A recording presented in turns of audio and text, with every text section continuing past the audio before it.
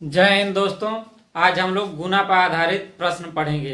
जैसे गुना पर होता है कि कोई धनराशि इतने वर्ष में इतने गुना हो जाए तो कितने वर्ष में कितना गुना हो जाएगा।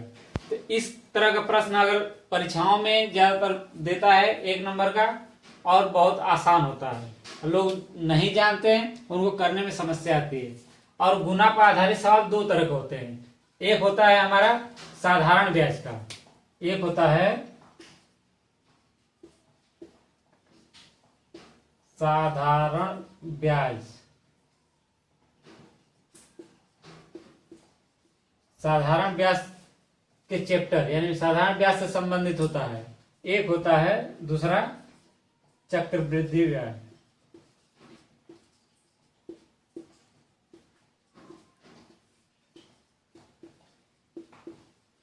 साधारण ब्याज और चक्रवृद्धि ब्याज दोनों के अंतर्गत उस गुने पर आधारित प्रश्न होते हैं। और दोनों के करने का तरीका थोड़ा सा अलग है, बहुत ज्यादा नहीं। और हम इसमें किसी फार्मूला और इसकी विधि का प्रयोग नहीं करेंगे, बस हम उसको जानने के लिए हम आपको एक थोड़ा सा बेस बता देते हैं। तो पहले हम लोग इस वीडियो में, इस पार्ट में साधारण ब्याज से संबंधित पढ़ेंगे। पहला हम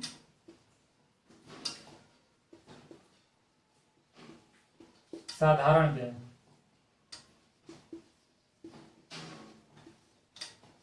इसका कुछ बेसिक जानते हैं। साधारण ब्याज बराबर क्या होता है, देखिए साधारण ब्याज बराबर मूलधन गुणे दर गुणे समय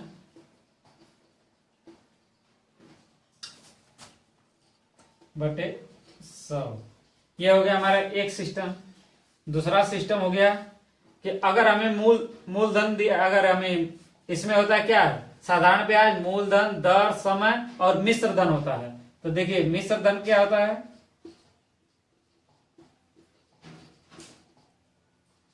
मिश्र धन बराबर ये होता है मूलधन प्लस ब्याज, जिसको हम कहते हैं साधारण ब्याज। ब्याज कहिए या साधारण ब्याज।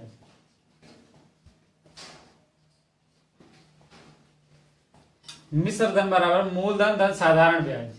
देखिए ज्यादातर इस गुना वाले सवाल में इसी का प्रयोग ज्यादा होता है, लेकिन ये जानने के लिए कि ये हमारा फार्मूला है बेसिक। और ये अगर हमें मिश्र धन बराबर क्या होगा, मूलधन प्लस साधारण ब्याज। अगर हमें मूलधन निकालना है तो क्या करेंगे, मिश्र धन में से ब्याज। अगर हमारा मिश्र धन दिया है, ब्याज दिया है, तो मूलधन कैसे निकालेंगे, ये ब्याज को मिश्र धन से घटा देंगे तो हमारा मूलधन है। तो ये हमारा देखिए बेसिक हो गया। अब इस पर हम गुना पर आधारित आइए सवाल देखते हैं।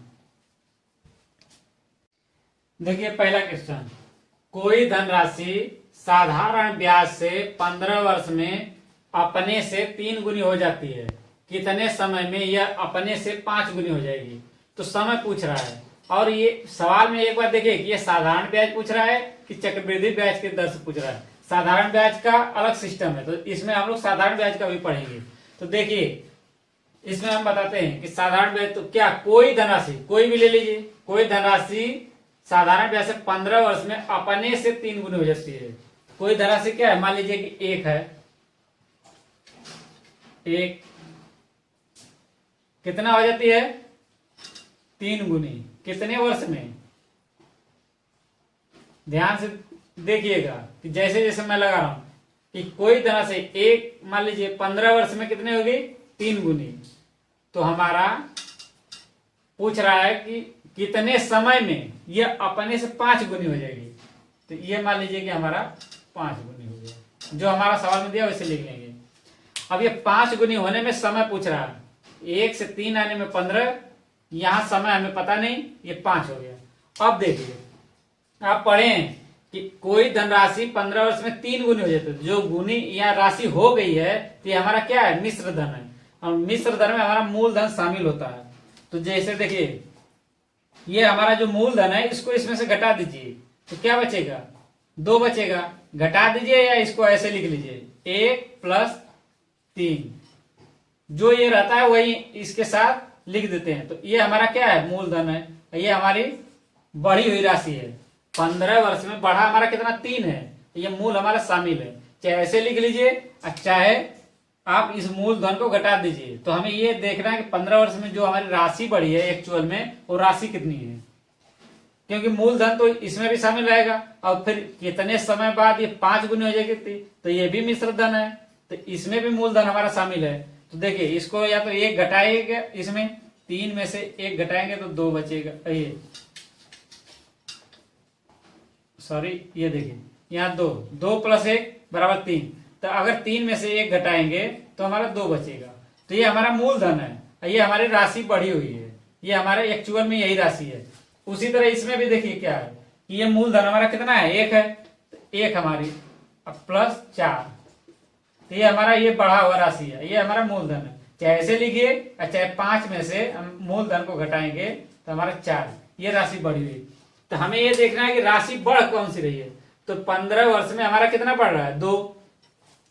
अब फिर 5 वर्ष कितने समय में बढ़ेगा, तो ये देखिए 2 का कितना ये गुना है, तो हम इसमें भाग देते हैं 2 का। तो 2 का भाग देंगे तो कितना है, 4 में 2 का भाग देंगे कितना आएगा, 2 बार, यानी कि इस बढ़ी हुई राशि का ये 2 गुना है। तो अगर 15 वर्ष में 2 बढ़ रहा है तो कितने वर्ष में 5 बढ़ेगा, तो 15 × 2, क्योंकि यही राशि हमें बढ़ रही है।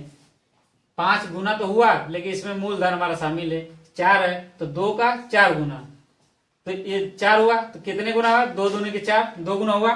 तो इसलिए 15 पर 2, तो इसलिए 2 पर कितना होगा, ये देखिए 15 × 2 = 30 वर्ष। हमारा ये क्या आ जाएगा, 30 वर्ष,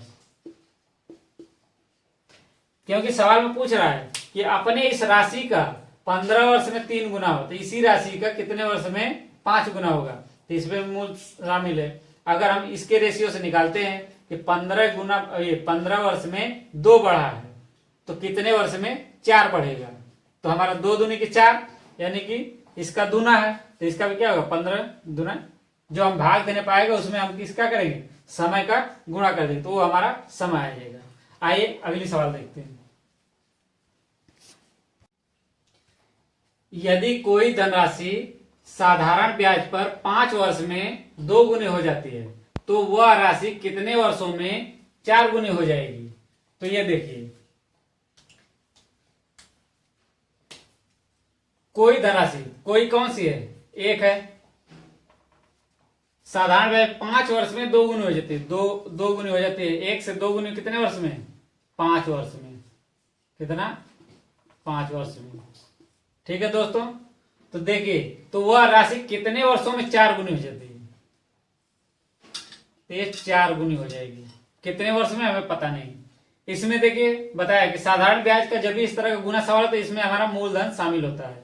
तो मूलधन 1 + 1, तो ये हमारा एक क्या हो गया, मूलधन। ये वो राशि है,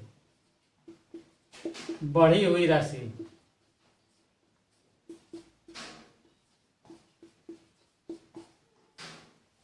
उसी तरह इसमें भी 1 + 3, ये हमारा क्या हो गया, मूलधन।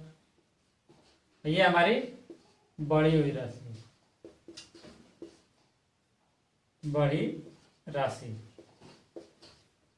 अब देखिए 5 वर्ष में हमारा 1 से 2 हो गया, यानी 1 का वो 2 गुना हो गया, तो 5 वर्ष में 2 गुना हुआ, तो लेकिन हुआ कितना हुआ एक्चुअल में, 1 ही बढ़ा। 5 वर्ष में 1 बढ़ा, कितने वर्ष में ये 3 बढ़ेगा, 4 गुना हुआ, लेकिन इसमें मूलधन शामिल है, 3 बढ़ा।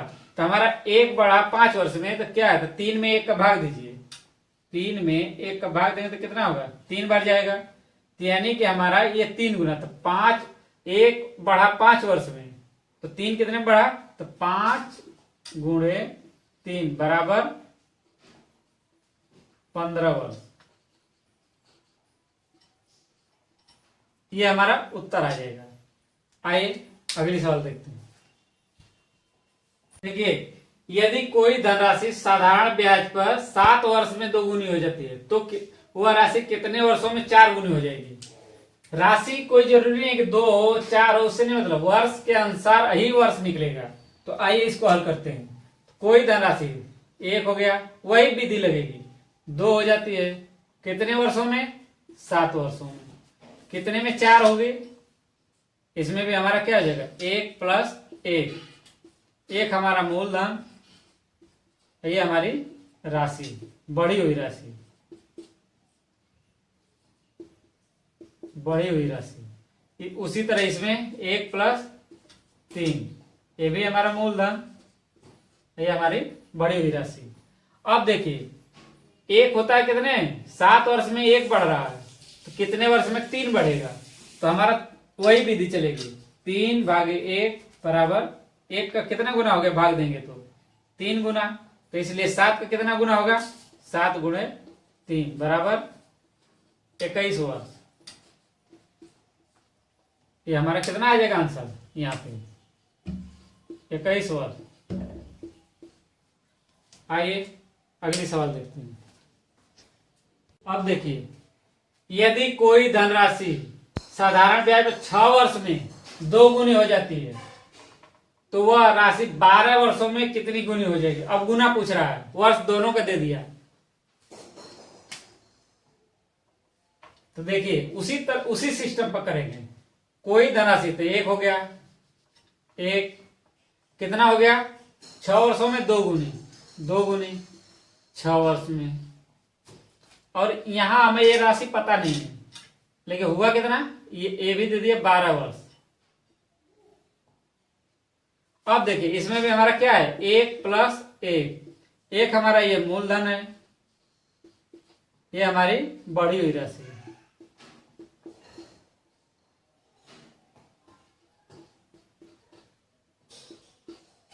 बढ़ी राशि। अब हमारा क्या है, 12 वर्षों में कितना होगा, तो ये देखिए 1 हमारा कितने वर्ष में बढ़ रहा है, 6 वर्ष में, तो ये कितना है, 6 दूनी के 12, तो ये इसका कितना है, अगर इस देखिए अब इसमें भाग देंगे, पहले किस में देते रहे, इसकी इस राशि में भाग देते रहे, अगर वर्ष दिया है तो वर्ष में भाग देंगे, तो 12 में 6 का भाग देंगे तो कितना आएगा, देखिए 12 में 6 का भाग देंगे तो कितना आएगा, 2।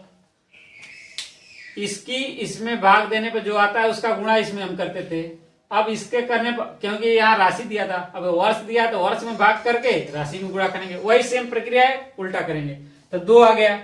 तो अब देखिए कि 6 वर्ष में 1 बढ़ रहा है, तो यानी कि 12 वर्ष में कितने बढ़ेगा, तो 1 का इसमें 2 में गुणा कर देंगे, इसका इसमें गुणा कर देंगे, तो 2 गुणे 1 बराबर ये 2।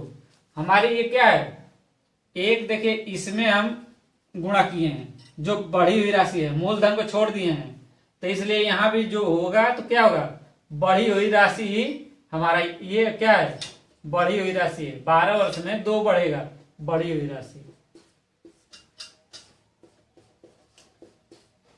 ये बड़ी राशि है, लेकिन आंसर नहीं है ये तो हमारी बढ़ी हुई राशि हुई, क्योंकि इस बढ़ी हुई राशि के वर्ष के अनुसार हम 12 वर्ष में निकाले हैं, 6 का भाग दिया, 12 में 2 आया, यानी कि 2 का गुणा जब इसमें करेंगे तो हमारे ये 2 राशि बढ़ जाएगी, कि 6 वर्ष में 1 बढ़ रहा है तो 12 वर्ष में 2 बढ़ेगा, लेकिन इसमें भी मूलधन शामिल होगा, प्लस ए, ये हमारा मूलधन बराबर ये कितना हो जाएगा, टोटल 3 हो जाएगा। ये देखिए गुना होगा, 3 गुनी, क्योंकि 1 वर्ष ये कोई धनराशि 6 वर्ष में 2 गुनी हो रही है, तो 12 वर्ष में कितनी गुनी पूछा है, राशि नहीं पूछा है। ये देखिए हमारा गुना पूछा, अगर ये पूछते कि कितनी राशि बढ़ेगी तो हमारा आंसर 2 होता, कितनी गुनी बढ़ेगी तो जो राशि बढ़ेगी प्लस 1 हमारा मूलधन शामिल हो, दोनों मिला के 3 गुनी होगी। ऑप्शन में देखिए 2 भी दिया रहेगा, 3 भी दिया रहेगा, लेकिन आप ये देखिए कि सवाल में क्या पूछ रहा है, गुना पूछ रहा है कि राशि पूछ रही है। तो अगर राशि पूछे कितनी बढ़ेगी राशि तो 2 बढ़ेगी, कितना गुना बढ़ेगा तो 1 मूलधन शामिल है, 3 गुना, इस तरह का देखिए ये हो गया। तो हमारा इसी तरह का सवाल इस साधारण ब्याज में गुना पर सवाल आता है। अब अगले वीडियो में हम चक्रवृद्धि ब्याज से संबंधित इसी तरह के गुना पर सेट करेंगे। आपको एक टास्क के लिए एक चक्रवृद्धि ब्याज के यहाँ सवाल देते हैं और आप उसको हल करिएगा और कमेंट में बताइएगा, फिर अगले वीडियो में हम उसकी विधि बताएंगे। तो आइए टास्क लिखते हैं। ये देखिए चक्रवृद्धि ब्याज, गुना पर आधारित प्रश्न इसमें भी। पहला क्वेश्चन, कोई धनराशि चक्रवृद्धि ब्याज से 15 वर्षों में 2 गुनी हो जाती है, तो यह राशि कितने वर्षों में 8 गुनी हो जाएगी। अब देखिए, साधारण ब्याज का पढ़ लिया, अब चक्रवृद्धि ब्याज का ही है, तो इसको आप लोग लगाइएगा और कोशिश करिएगा, और अगले वीडियो में हम इसको और समझाएंगे, डिटेल से बताएंगे। तब तक आप लगाइए और कमेंट करिए। धन्यवाद।